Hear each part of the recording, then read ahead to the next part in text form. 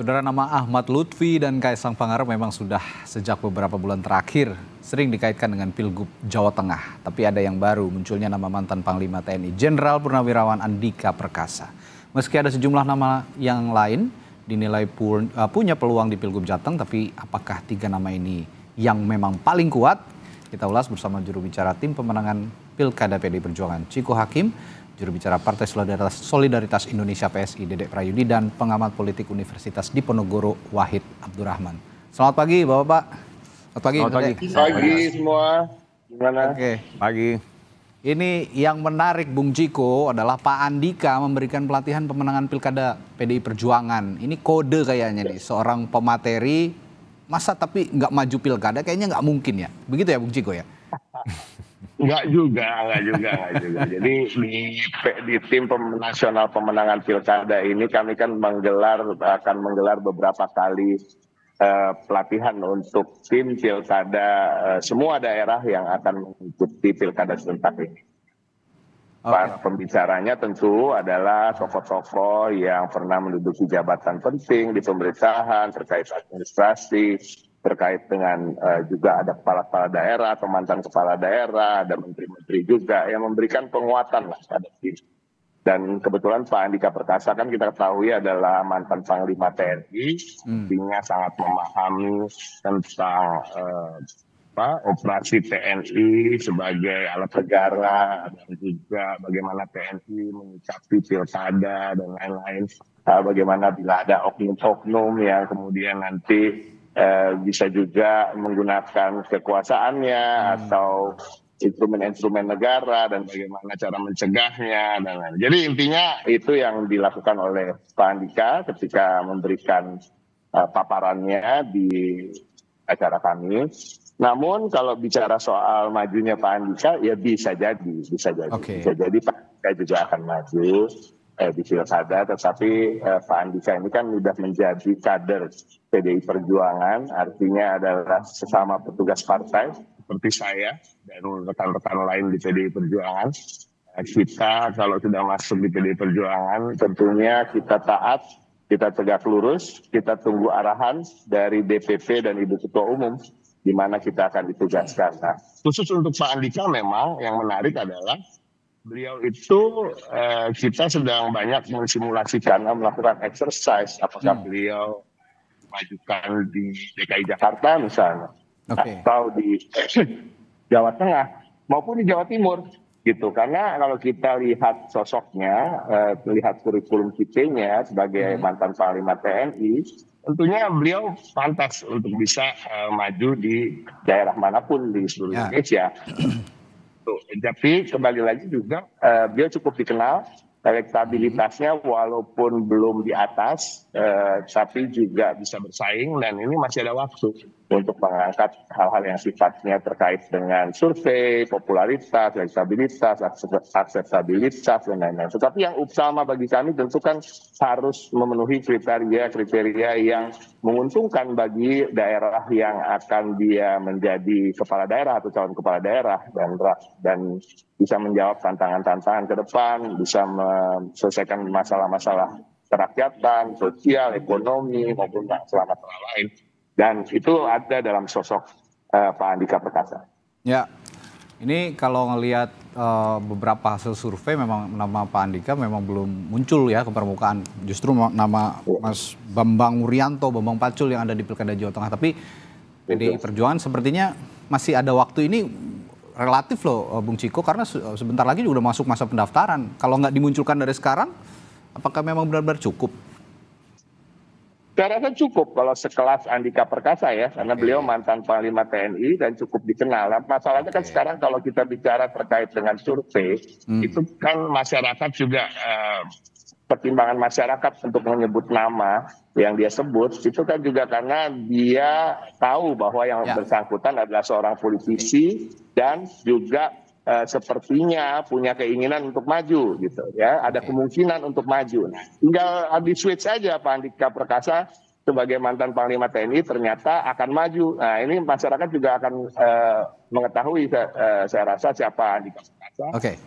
Kita lihat bagaimana penerimaan masyarakat. Baik, saya ke Mas Dede nih. Kalau konteks Pilkada Jawa Tengah sebenarnya kemarin Mas Kaisang tuh belusukannya banyakan di Jakarta. Tiba-tiba sekarang ganti haluan ke Jawa Tengah. Tadi juga dalam berita pengantar Sekjen Partai Gerindra Ahmad Muzani sudah kasih kode keras gitu bahwa kayaknya memang menguat nama Kaisang. Ini kenapa perubahan itu begitu cepat terjadi? Sebenarnya bukan belusukan dalam konteks sebagai calon kepala daerah, ya. Sebagai ketua umum gitu. Ya, ketika Mas Kaisang berada di Jakarta, nah ini kan yang paling sering disorot ini adalah ketika Mas Kaisang sholat Jumat, yang dimana Mas Kaisang adalah seorang Muslim, tentu saja wajib untuk melakukan sholat Jumat. Yang kemudian ya karena banyaknya warga antusias ya untuk berfoto-foto dan lain-lain ya, tentunya menjadi rame gitu. Dan bahwa Mas Kaisang ya sholat Jumat sebagai seorang ketua umum, ya Mas Kaisang ini kan bisa kita lihat dari berbagai angle ya, ketua umum bisa, anak presiden bisa, ya, atau sekarang digadang-gadang untuk maju untuk di pilkada juga bisa. Maka nggak heran kemudian media seringkali meliput, kurang lebih seperti itu ya.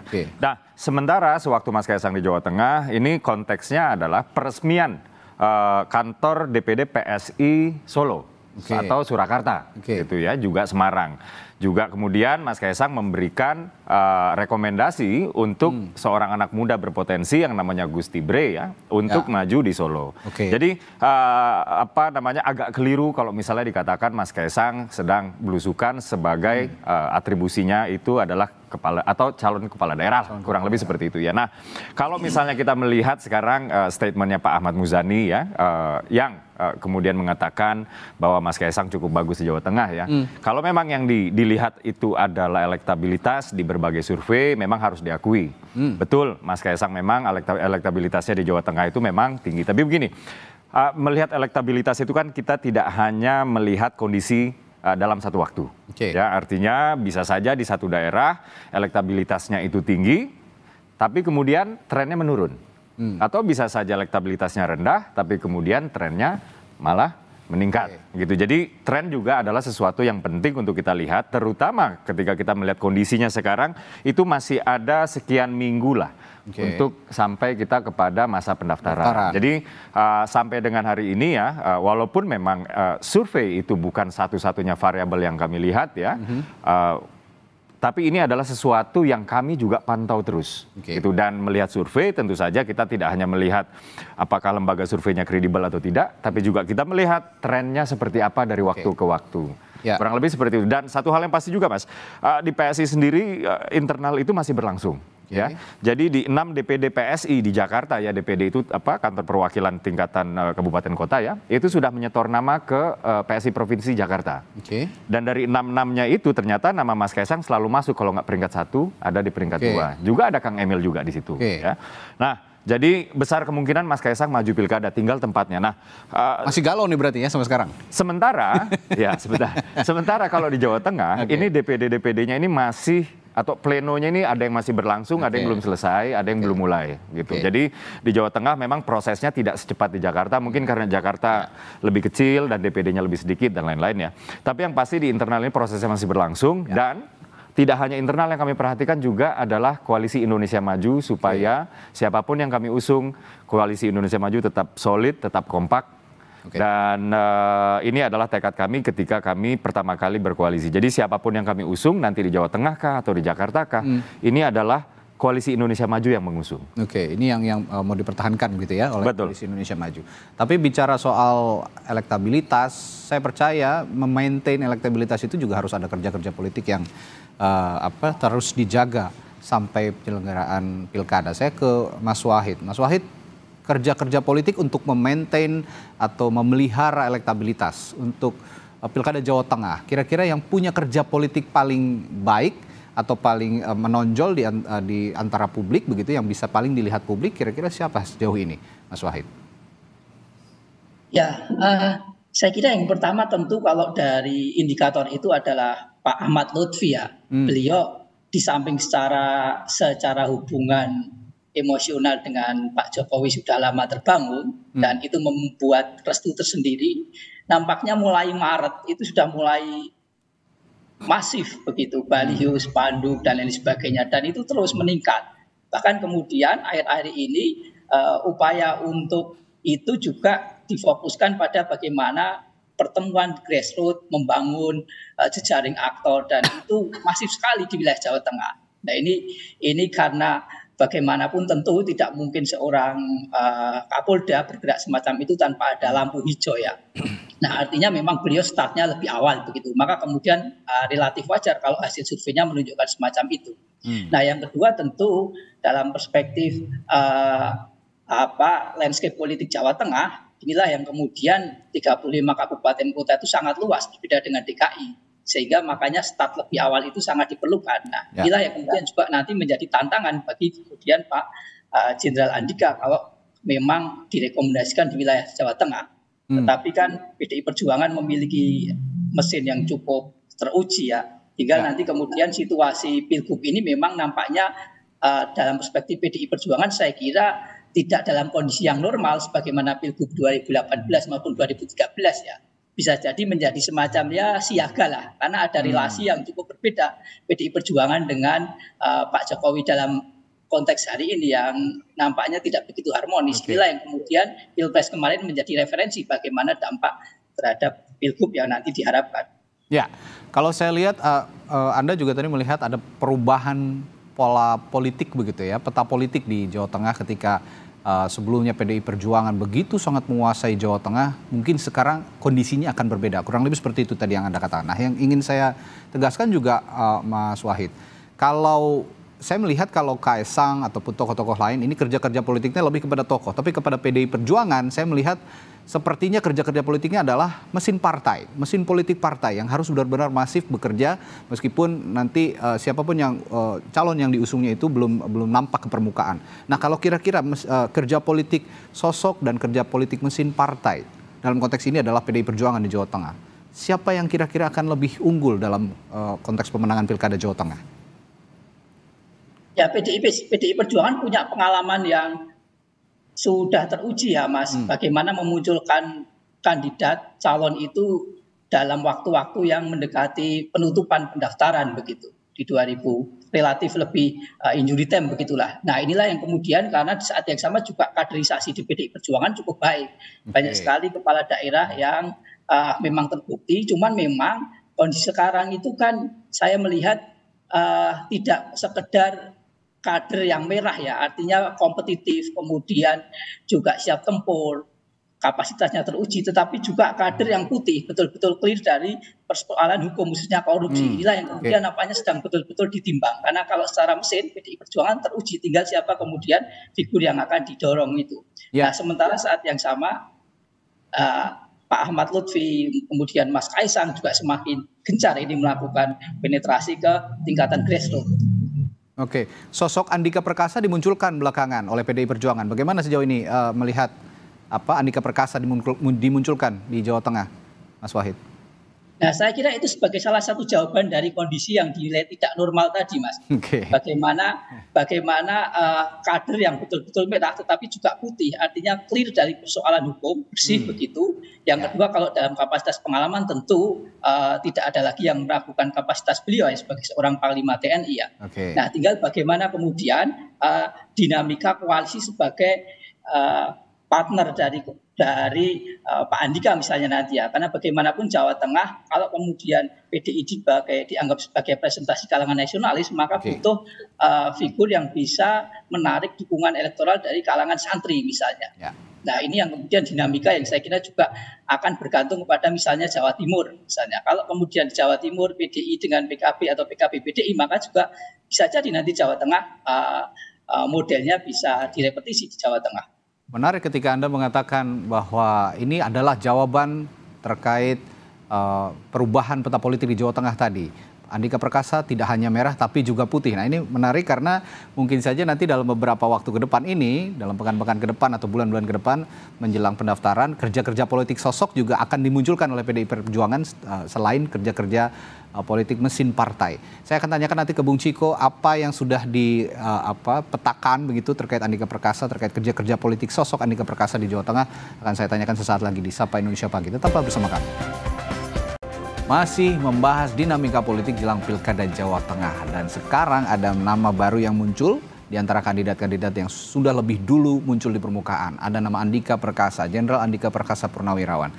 mantan Panglima TNI yang sepertinya akan diusung oleh PDI Perjuangan. Saya tadi bertanya ke Bung Ciko, selain kerja politik, mesin politik partai, sepertinya Andika Perkasa akan juga melakukan kerja-kerja politik secara konteks sosok begitu di Pilkada Jawa Tengah.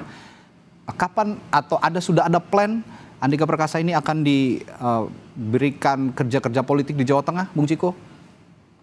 Sampai hari ini belum ya, mungkin juga Pak Andika masih juga meraba-raba, dia juga mungkin mempunyai tim sendiri. Tentu di PDI Perjuangan siapapun calon kepala daerahnya, baik itu dari kader internal maupun eksternal, mereka tentu mempunyai orang di sekeliling yang juga paham terkait dengan peta politik di mana mereka akan maju. Ya. Dan sampai hari ini kami juga belum mendapatkan informasi apakah Andika sudah mulai turun atau mulai memasang gambar. Artinya belum. Itu yang tadi saya sampaikan. Nah, dari itu masyarakat mungkin belum punya pemahaman bahwa Pak Andika Perkasa akan maju. Tapi kan tadi saya katakan bahwa Pak Andika ini kan cukup dikenal oleh seluruh rakyat Indonesia sebagai mantan Panglima TNI. Tapi yang menarik bagi PDI Perjuangan yang bisa mencalonkan sendiri di Jawa Tengah, tentu nanti apakah kami akan mengusung kader PDI Perjuangan di calon gubernurnya dan calon wakil gubernurnya misalnya. Sementara itu juga ada nama-nama lain untuk Jawa Tengah yang juga dipersiapkan dan juga dimonitor terus oleh DPP dan Ibu Megawati Soekarno Putri, termasuk nama Mas Bambang Pacul. Ada juga nama Hendra Prihadi atau Mas Hendi gitu, yang punya pengalaman sebagai wali kota Semarang, yang juga sekarang kepala LKPP. Jadi orang-orang yang memang betul sosok-sosok yang tadi saya katakan yang utama bagi kami adalah orang-orang yang mampu menjawab tantangan-tantangan daerah tersebut di masa depan, bisa menyelesaikan permasalahan-permasalahan sosial. Apalagi PDI Perjuangan ini punya pengalaman bagus di Jawa Tengah ketika Pak Ganjar Pranowo pemimpin. Beliau mampu menekan angka kemiskinan lebih tinggi daripada daerah-daerah lain, walaupun tentu Jawa Tengah masih dalam permasalahan yang sama, disparitas pembangunan, masalah kemiskinan yang juga masih banyak, dan ini yang tinggal dilanjutkan saja terkait dengan program apa yang sudah dilakukan oleh Pak Ganjar. Itu yang menjadi pertimbangan kami utamanya, karena menurut kami elektabilitas pada akhirnya nanti bisa dikerek, bisa dibantu untuk diangkat, apalagi yang pesaing-pesaing yang sepertinya sudah namanya muncul belum mencapai di atas 35%-an atau bahkan posisi aman 50% misalnya. Itu artinya masih sangat bisa dikalahkan, tergantung nanti bagaimana kita berpasangan dengan siapa, bekerja sama dengan partai politik yang mana, apakah mesin politiknya juga kuat, dan lain-lain. Tapi PDI Perjuangan cukup percaya diri untuk khususnya untuk Jawa Tengah untuk bisa memenangkan pertarungan ini. Oke, PDI Perjuangan masih pede untuk kerja-kerja politik di Jawa Tengah, terutama untuk mesin partai yang diklaim masih sangat solid di PDI Perjuangan di Jawa Tengah. Tapi begini, saya juga akan singgung influence dari Presiden Joko Widodo dengan nama Kaisang Pangarep jika nanti berlaga di Pilkada Jawa Tengah. Dan tadi Mas Wahid juga sempat menyinggung bahwa munculnya Irjen Ahmad Lutfi, Kapolda Jawa Tengah, untuk melakukan kerja-kerja politik di saat dirinya menjabat sebagai Kapolda Jawa Tengah, dirasa ada izin juga, ada arahan juga dari Presiden, karena tidak mungkin muncul dengan sendirinya begitu. Bagaimana Anda merespons ini dan meredam kekuatan ini, Bung Ciko, PDIP di Jawa Tengah? Kami nggak pernah masalah, kami tidak mau terdistract dengan permasalahan-permasalahan eksternal saat ini. Tapi yang saya katakan, kami masih fokus untuk bagaimana kami dapat mengerucutkan satu nama sambil terus tentunya memanaskan dalam tanda kutip mesin partai kami yang beruntung bahwa memang cukup masih hangat mesinnya, karena baru saja selesai Pilpres dan selesai Pileg, di mana Pileg tentunya kita ketahui hasil yang kita dapat. Tetapi saya rasa pada Pilkada kali ini akan banyak hal yang cukup berbeda. Saya rasa tidak seperti di Pilpres. Kita tahu bahwa Presiden Jokowi juga akan turun pada bulan Oktober, digantikan oleh Presiden Prabowo, dan kita lihat aja nanti bagaimana yang akan terjadi. Dan sementara waktu bagi PDI Perjuangan yang paling penting adalah kami mensolidasikan kekuatan, memanaskan mesin partai, dan juga coba untuk mengerucutkan satu atau dua nama sebagai cagup atau cagup dan cawagup. Oke, saya juga akan tanya ke Mas Dede kalau gitu. Ya, ya. Meskipun belum muncul sama PDIP, belum dimunculkan ya nama Andika Perkasa, tapi potensial lah ya. Kalau dikatakan tadi kalau Mas Wahid tidak hanya merah tapi putih, ini bisa merepresentasikan tidak hanya Jawa Tengah, tapi sudah dikenal secara nasional nama Andika Perkasa. Saya melihat, saya ingin menanyakan Anda sebagai mungkin nanti calon lawan politiknya PS ini kan akan melawan PDI Perjuangan sepertinya nanti di Pilkada Jawa Tengah. Melihat sosok Andika Perkasa bagaimana? Iya, Pak Andika ini adalah menurut kami beliau adalah seseorang yang baik ya.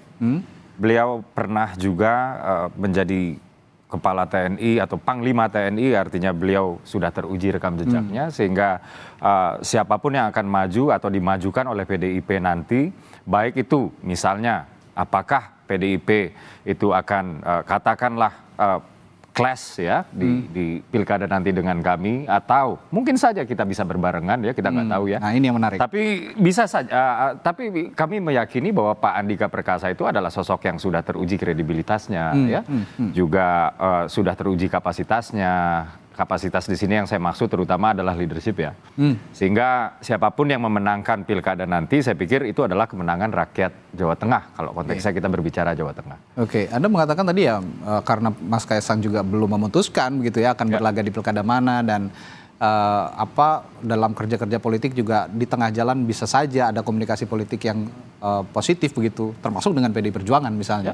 Nah, kalau memang begitu di Jawa Tengah khususnya, PSI sendiri dalam komunikasi di internal, preferable-nya, preferensinya akan mendampingi siapa nanti Mas Kaisang? Atau justru bahkan akan menjadi cagup? Oke, jadi Jawa begini. Tengah satu nih. Oke, jadi begini ya, terlepas dari soal Mas Kaisang atau bukan dulu ya.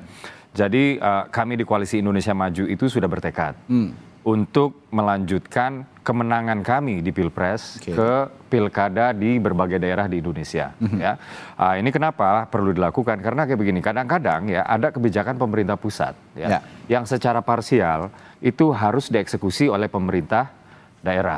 Karena kita sudah menganut prinsip desentralisasi yang sudah diatur di Undang-Undang Otonomi Daerah, kurang lebih seperti itu ya. Nah, untuk itu maka diperlukanlah yang namanya keselarasan, keharmonisan, satu warna komitmen politik ya, dan lain-lain antara pemerintah pusat dan pemerintah daerah. Kami tidak menginginkan ketika pemerintah pusat arah kebijakannya ke kanan misalnya, lalu pemerintah daerah ke kiri, dan sebaliknya ya. Terlepas yang benar itu yang ke kanan yang benar atau kiri yang benar itu tidak masalah, tapi ketika pemerintah daerah dan pusat itu kebijakannya tidak sinkronis, tidak harmonis, maka yang paling dirugikan adalah rakyat. Itu dulu ya. Jadi tujuan utamanya itu adalah itu. Nah, terkait dengan Jawa Tengah misalnya, terkait dengan Jawa Tengah, PSI sendiri selalu memberi tempat khusus untuk partai-partai Koalisi Indonesia Maju. Ya, jadi kami di Koalisi Indonesia Maju itu bertekad untuk menangkan pilkada, walaupun kami tahu betul bahwa lanskap politik di daerah itu bermacam-macam dan nggak semua daerah itu lanskap politiknya sama dengan nasional. Betul. Ya, tapi setidaknya di area-area yang strategis ya seperti Jakarta, Jawa Tengah, juga Jawa Timur ya, kami berupaya untuk berada di satu poros. Kalaupun tidak atau terpaksa berada di luar poros, kami berupaya untuk menjadikan ini all team finals misalnya seperti di Banten ya. Nah, di Jawa Tengah misalnya, ini sebenarnya pembicaraan di Koalisi Indonesia Maju itu sudah cukup advance ya untuk memajukan Pak Irjen Lutfi. Jadi suatu hari saya pernah berbicara dengan Mas Kaisang, saya tanya, Mas, ini survei dari LSI baru keluar, jadi sekitar 2 minggu lalu ya, apa saya angkat aja di media soal peluang Mas Kaisang untuk maju di Jawa Tengah misalnya ya. Mas Kaisang saat itu mengatakan bahwa jangan masuki, saya nggak enak dengan Pak Lutfi. Kayak gitu. Jadi gesturnya sudah terlihat lah ya. Gesturnya sudah terlihat. Gesturnya arahnya ke sana. Tapi begini, segala kemungkinan itu masih bisa terjadi. Artinya kesepakatan itu baru dapat kami katakan hampir rampung. Ya, kenapa hampir rampung? Karena sampai dengan last minute ya kami harus tetap selalu menyediakan ruang untuk perubahan positioning dan lain-lain. Tapi yang jelas sampai dengan saat ini memang di Koalisi Indonesia Maju pembicaraan yang paling advance itu adalah kami memajukan Pak Irjen Lutfi. Tidak seperti di Jakarta yang memang masih sangat lebih cair lagi daripada di Jawa Tengah. Ini yang harus jadi perhatian juga dari PDI Perjuangan, karena meskipun tadi dibilang nggak enak sama Pak Lutfi katanya, tapi kan Mas Kaisang juga punya elektabilitas yang tinggi, dan sepertinya kalau berbicara konteks Koalisi Indonesia Maju yang pembicaranya sudah semakin advance untuk pilkada Jawa Tengah, ini duet Lutfi Kaisang, Pak Ahmad Lutfi dan Kaisang juga sepertinya mungkin saja bisa jadi terwujud begitu. Jadi yang akan saya tanyakan ke Mas Wahid justru kerja politik dari Pak Andika. Kalau tadi Bung Ciko mengatakan belum ada plan gitu yang pasti terkait kerja-kerja politiknya Pak Andika Perkasa di Pilkada Jawa Tengah. Saya akan tanyakan ke Mas Wahid, apa yang harus dilakukan terkait kerja politik Andika Perkasa? Mengingat Kaisang sudah punya modal, kalau menurut survei Litbang Kompas sudah ada 7% elektabilitas Kaisang di sana. Mas, silahkan, Mas Wahid. Ya, secara kapasitas sekali lagi Pak Jenderal Andika ini tidak dilakukan lagi ya Mas, sehingga memang kemudian pada bagaimana memperkuat internal PDI Perjuangan sembari kemudian barangkali tadi bahasanya Mas Ciko itu mencari strategi baru, mengupgrade begitu. Ketika nanti potensi yang lawan yang kompetitor yang dihadapi ini bukan sesuatu yang biasa begitu. Nah, maka kemudian ketika internal, karena PDI Perjuangan sekali lagi punya pengalaman yang sukses begitu, cuman memang ini situasinya berbeda begitu, sehingga ketika nanti internal sudah solid, bagaimana tadi dalam pelatihan kaderisasi, pelatihan pemenangan tim tadi juga disampaikan Mas Ciko, juga bagaimana strategi melawan potensi adanya mobilisasi politisasi aparat misalnya ya, ini juga harus menjadi bagian dari terobosan ke sana. Nah, tinggal kemudian nanti secara internal ketika matang, saya kira PDI Perjuangan punya pengalaman untuk bergerak secara masif dalam waktu yang cepat ya. Di Pilgub 2008, 2013 itu sudah teruji. Oke. Ya, Mas Wahid, lalu dengan influence seorang Presiden Joko Widodo, kalau memang misalnya Mas Kaisang nanti maju di Pilkada Jawa Tengah, lagi-lagi influence Presiden Joko Widodo mau nggak mau akan tampak begitu di Pilkada Jawa Tengah. Ketika Pilkada ini memang nanti berlangsung, seorang Joko Widodo memang sudah tidak menjabat lagi sebagai Presiden, tapi tetap saja seorang Joko Widodo masih punya influence yang kuat di Indonesia ini sebagai Presiden yang mungkin nanti juga sudah turun. Bagaimana Anda melihat ini? Ya betul Mas, ya memang Jawa Tengah hari ini saya melihat paling tidak ada 2 epicentrum kekuasaan yang cukup besar ya. Yang sangat kuat tarikannya. Satu PDI Perjuangan, yang kedua Pak Jokowi beserta keluarganya di Solo begitu. Nah pertarungan di epicentrum ini yang kemudian Mas Kaisang saya lihat punya keunggulan absolut Mas. Keunggulan absolutnya adalah beliau putra Pak Jokowi begitu. Sehingga kalau melihat survei Kompas kemarin 65% pemilih di Jawa Tengah akan mempertimbangkan figur yang didukung oleh Pak Jokowi, maka kemudian menempatkan Mas Kaisang di Jawa Tengah relatif menjadi lebih tepat misalnya. Nah inilah yang kemudian memang nanti PDI Perjuangan akan menghadapi lawan yang saya kira juga tidak biasa dibandingkan dengan 2 pilgub sebelumnya misalnya.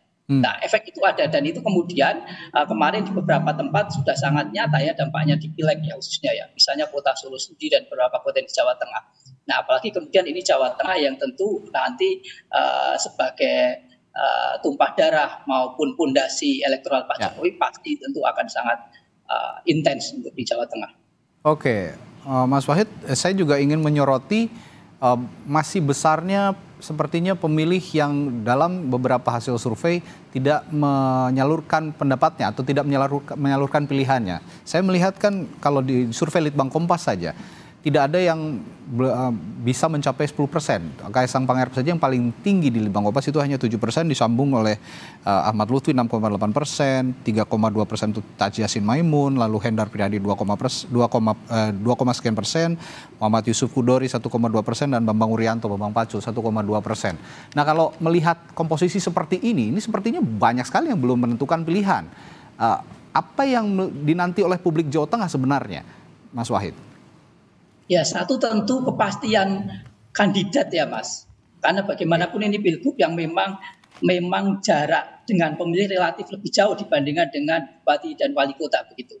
Nah sebelum ada kepastian ini tentu masyarakat di Jawa Tengah masih mencari dan menimbang siapa yang paling tepat. Nah maka kemudian ketika nama-nama itu disodorkan relatif belum bisa memberikan jaminan apakah akan memilih ataupun kemudian konsisten memilih yang bersangkutan atau tidak. Nah ketika kemudian nanti ada kepastian dari partai politik di akhir Agustus, saya kira tentu petanya sudah akan berubah ya. Oke, menarik untuk kita nantikan. Berarti kalau begitu ada 2 epicentrum yang besar, kekuatan epicentrum besar di Pilkada Jawa Tengah nanti. Kalau dibilang Mas Wahid tadi, ada kekuatan mesin politik partai PDI Perjuangan yang begitu kuat, masih solid sepertinya memang di Jawa Tengah, memang dikenal sebagai kandang banteng sebelumnya, dan juga epicentrum kekuatan Presiden Joko Widodo dengan koalisi Indonesia Majunya yang memenangkan Pilpres yang juga sepertinya akan berlanjut di Jawa Tengah.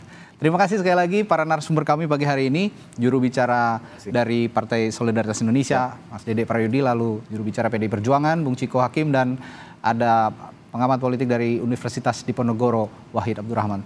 Terima kasih sekali lagi, sehat selalu Bapak-Bapak, sampai jumpa lagi. Selamat.